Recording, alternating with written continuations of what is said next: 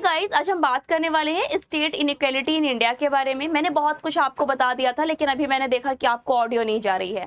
तो चलिए एक बार फिर से शुरू करते हैं और चीजों को बहुत प्यार से समझेंगे।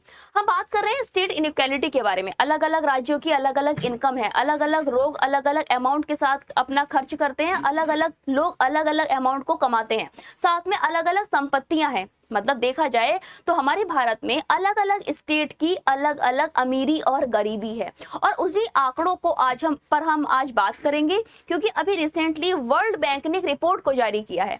ये रिपोर्ट बताती है कि पूरे विश्व स्तर पर भारत एक ऐसा देश है जहां पर सबसे कम असमानता पाई जाती है। लेकिन वहीं पर अगर हम भारत के स्तर पर, स्टेट स्तर पर, राज्य स्तर पर नजर डालें तो ये पैरामीटर, ये गैप बढ़ता हुआ दिख रहा है। क्या है पूरा मामला, चलिए नजर डालते हैं और चीजों को समझने की कोशिश करेंगे। गाइस, यहाँ पर बात की जा रही है इनइक्वालिटी ऑफ इंडिया के बारे में। अभी रिसेंटली वर्ल्ड बैंक ने एक रिपोर्ट को जारी किया है और क्लेम किया है, क्या क्लेम किया है कि जो भारत है ना, हमारा देश, ये लोएस्ट इनइक्वालिटी लेवल रखता है। कहां पर? ग्लोबल प्लेटफॉर्म पर, यानी कि पूरे वैश्विक स्तर पर भारत एकमात्र ऐसा देश है जिसकी सबसे कम इनइक्वालिटी, जहां पर सबसे कम इनइक्वालिटी है, सबसे कम असमानता है। और ये बात हम नहीं बोल रहे हैं, ये एक कॉफिशिएंट बता रहा है जिसका नाम है गिनी कॉफिशिएंट। ध्यान रखिएगा, गिनी कॉफिशिएंट ऑफ कंजम्पशन। कंजम्पशन का मतलब जो हम खर्च करते हैं, डेली हाउस होल्ड पर जो खर्च करते हैं, उसके कॉफिशिएंट से ये पता चलता है कि भारत में 2011-12 ये वो समय था जब गिनी कॉफिशिएंट इंडिया का 0.288 था, और करेंटली ये घटकर कितना हो गया है? 2022-23 में 0.255 हो गया है। मतलब सीधे शब्दों में बोला जाए कि कोई इंसान चाहे 30,000 कमा रहा है, वो खर्च उतना ही कर रहा है जितना कि 1 लाख वाला, फिर चाहे उसको ईएमआई ही क्यों ना लेनी पड़ रही हो। समझ रहे हो? मतलब ये है कि भारत में ये एक जितना पॉजिटिव है उतना ही नेगेटिव मुद्दा भी है कि लोगों का जो अमाउंट है, यानी कि इनकम कॉफिशिएंट है, वो तो गिरा हुआ है, लेकिन उसके बाद भी कंजम्पशन कॉफिशिएंट उनका घटा हुआ है। मतलब ये है, घटने का मतलब क्या हुआ कि बैरियर कम होना, लोगों के बीच में बैरियर कम होना, खर्चे का जो अनुपात है, इक्वालिटी है, वो आना। सीधे शब्दों में बोला जाए कि कोई 1 लाख कमा रहा है तो भी उतने खर्च कर रहा है, कोई 30 लाख कमा रहा है तो भी उतने खर्च कर रहा है। क्लियर? नेक्स्ट पॉइंट आपसे बोला जा रहा है कि अदर स्टेट्स क्या शो करते हैं। प्यारे बच्चे ध्यान रखिएगा, अभी रिसेंटली जो रिपोर्ट आई है वर्ल्ड बैंक की, इसी तरह से वर्ल्ड इनइक्वालिटी डेटाबेस ये बताता है, इस बात को शो करता है कि सिर्फ हम ये जो कंजम्पशन शो कर रहे हैं, जो इनइक्वालिटी शो कर रहे हैं, ये सिर्फ कंजम्पशन में शो नहीं कर रहे हैं, यही सेम हालत इनकम और वेल्थ में भी है। यानी कि भारत में आज के समय पर वेल्थ में, यानी कि जो संपत्ति है उसमें इनइक्वालिटी, और आय में इनइक्वालिटी बढ़ती जा रही है। क्लियर? नेक्स्ट, अब देखो, जब इतनी सारी हम लोग बात कर ही रहे हैं तो सबसे पहले type of inequality of India के बारे में बात करते हैं, और चीजें मैं आगे बताती जाऊंगी। देखो, ये इनइक्वालिटी इंडिया की जा रही है, लेकिन ग्लोबल प्लेटफॉर्म पर भी जब हम इनइक्वालिटी को मेजर करते हैं तो इन्हीं पॉइंटर्स के साथ में मेजर करते हैं। पहला है कंजम्पशन इनइक्वालिटी। कंजम्पशन इनइक्वालिटी का मतलब समझ रहे हो आप? यानी कि प्यारे बच्चे, वो इनइक्वालिटी जो इंसान डेली लाइफ में खर्च करता है। मतलब आप दिन भर में, आपका पर डे का खर्चा कितना है, आप महीने का कितना खर्च कर रहे हो। कोई इंसान है जो कि 20,000 खर्च कर रहा होगा, कोई इंसान है महीने का 1 लाख खर्च कर रहा होगा। इनके बीच में एक डिफरेंस है ना, है ना? बिल्कुल उसी तरह से अगर हम भारत के दृष्टिकोण से देखें तो हमारा कंजम्पशन इनइक्वालिटी बहुत कम है, यानी कि लगभग सब लोग बराबर लेवल पर ही अपने हाउस होल्ड्स में खर्च कर रहे हैं। वहीं पर अगर हम आय इनइक्वालिटी की बात करें तो भारत में आय इनइक्वालिटी, इनकम इनइक्वालिटी सबसे ज्यादा देखी जा रही है। यानी कि मात्र 5% ऐसे लोग हैं जो कि 80 से 1 लाख के बीच का कमा रहे हैं, बाकी सभी 90% लोगों की जो इनकम है वो 70 से कम है। ये इनइक्वालिटी को शो करता है। संपत्ति असमानता के बारे में बात कर लेते हैं, वेल्थ इनइक्वालिटी के बारे में बात कर लेते हैं। क्या कहता है ये वेल्थ इनइक्वालिटी? गाइस ध्यान रखिएगा, वेल्थ का मतलब होता है संपत्ति, हमारी चल अचल संपत्ति, हमारी जमीन है ना, हमारे घर, है ना, हमारे फार्म हाउस, ये सब किसके अंतर्गत आ जाते हैं, संपत्ति के अंतर्गत आ जाते हैं। और इसमें भी एक बड़ी इनइक्वालिटी को आज के समय पर भारतीय स्तर पर दर्ज किया गया है। चलिए अब हम बात करते हैं कि सबसे पहले कंजम्पशन इनइक्वालिटी होता क्या है। ध्यान रखना गाइस, अलग अलग मीजर्स को, जैसे कि हमारे घर के जो खर्च है, जो एक पैटर्न है, हाँ, किसी के घर में पर डे 500 रुपए का खर्चा होता ही होगा, किसी के घर में 100 रुपए का खर्चा होता ही होगा। तो ये जो डिफरेंस है ना, मीजर हाउस होल्ड पैटर्न का, वो मापने का काम कौन करता है, वो बताता है consumption inequality. Clear. World bank ने अभी बताया कि जो भारत है उसमें हाउस होल्ड स्पेंडिंग पैटर्न जो है वो कम है। मतलब चाहे कोई इंसान कितना अमीर है, चाहे कोई इंसान कितना गरीब है, दोनों के बीच में जो पर डे का खर्चा है वो लगभग बराबर है।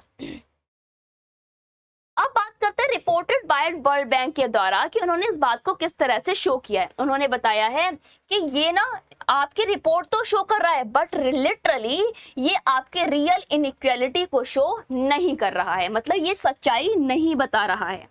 गिनी संकेत जो कि हमारा कोफिशिएंट के नाम से जाना जाता है, अगर ये कोफिशिएंट गिरता है इसका मतलब क्या होता है। ध्यान रखना गाइस, जब कंजम्पशन इनसिक्योरिटीज में या फिर इनइक्वालिटीज में हमारा गिनी कोफिशिएंट गिरे, इसका मतलब ये है कि आपके जो इनकम है ना, मतलब जो आपका खर्चा है वो तो बराबर होता जा रहा है, लेकिन जो आय है उसका डिस्ट्रीब्यूशन गलत होता जा रहा है, बेकार होता जा रहा है, उसको फिर से रीस्ट्रक्चर करने की जरूरत है। अरे भाई, कोई इंसान 30,000 कमा रहा है और महीने के 30,000 पूरे के पूरे खर्च कर रहा है, तो उसे प्लान करने की जरूरत है ना अपने आय को, है ना। एक इंसान 70,000 या फिर 1 लाख कमा रहा है और वो अपने 30,000 खर्च कर दे रहा है, तो बेटर कौन है, जो अपने पास बचा रहा है। क्लियर। अब बात करते हैं इनकम इनइक्वालिटी के बारे में। इनकम इनइक्वालिटी क्या कहती है। इनकम इनइक्वालिटी एक परिवार में रहने वाले लोगों से प्रदर्शित की जाती है, यानी कि वो लोग, जैसे कि एक घर में 4 लोग हैं, है ना, मान लो कि आप हो, आपका भाई है, आपके सिस्टर है, आपके मम्मा है, आपके पापा हैं, है ना, तो आप दोनों भाई बहनों के बीच में एक बड़ा इनकम का डिफरेंस होगा, है ना, और इसी को इनकम इनइक्वालिटी के नाम से जाना जाता है। ठीक है। भारत का जो गिनी कोफिशिएंट है ये किस बात को बताता है, वो ये कहता है कि 2023 में ग्लोबल प्लेटफॉर्म पर इंडिया का जो गिनी कोफिशिएंट है वो 0.61 बढ़ा हुआ है, यानी कि हमारा जो ये गैप है ना इनकम का, ये बढ़ता हुआ दिख रहा है, लगातार बढ़ता जा रहा है। गिनी कोफिशिएंट इन इंडिया जो कि अभी आया हुआ है 0.61, ये अब तक का विश्व का सबसे ज्यादा कहना चाहिए गैप है। मतलब भारत में इस समय पर सबसे ज्यादा इनइक्वालिटी किसमें देखी जा रही है, सैलरी में देखी जा रही है, यानी कि अनजस्टिफाइड सैलरी डिस्ट्रीब्यूट हो रही है, जिसकी वजह से ये एक बड़ा कंसर्न क्रिएट हुआ है। अब हम बात करते हैं वेल्थ इनइक्वालिटी के बारे में, संपत्ति के बारे में। क्या है संपत्ति का, देखो किसी इंसान के शेयर्स, है ना, प्रॉपर्टी, सेविंग्स, ये सब किस चीज को शो करते हैं, ये एक मीजर कॉन्सेंट्रेशंस को शो करते हैं, स्वामित्व को शो करते हैं। भारत में जो आपका गिनी कंजम्पशन है वो कितना है, 0.75 2023 में, जो कि एकत्र होकर बढ़कर सबसे ज्यादा प्रदर्शित कर रहा है, यानी कि अपने वेल्थ कंसंट्रेशन को सबसे ज्यादा प्रदर्शित कर रहा है। इसका मतलब ये हुआ कि इस समय पर वेल्थ कंसंट्रेशन कैसा होता जा रहा है, ज्यादा होता जा रहा है, बैरियर बढ़ता जा रहा है, असमानताएं बढ़ती जा रही हैं। Why measuring real inequality in India is difficult?